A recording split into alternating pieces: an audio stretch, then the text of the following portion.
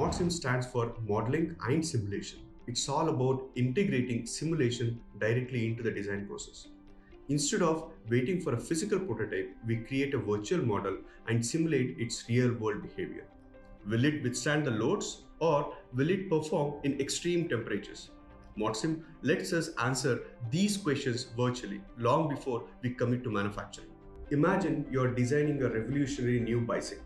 Instead of building prototypes and testing them on the road, you use MODSIM. First, you create a digital detailed model of your bike. Then, you use simulation software to first test its strength. Will the frame withstand the stress of a bumpy roads and heavy rides? Analyze aerodynamics. Will the wind effects affect its speed and efficiency? Simulate rider comfort. Will the suspension provide a smoother ride? The benefits are huge. We can identify and fix potential problems early, explore more design options, and optimize product performance. This leads to faster innovation cycles, reduced developmental cost, and higher quality products. MODSIM on 3D Experience Works platform also fosters better collaboration.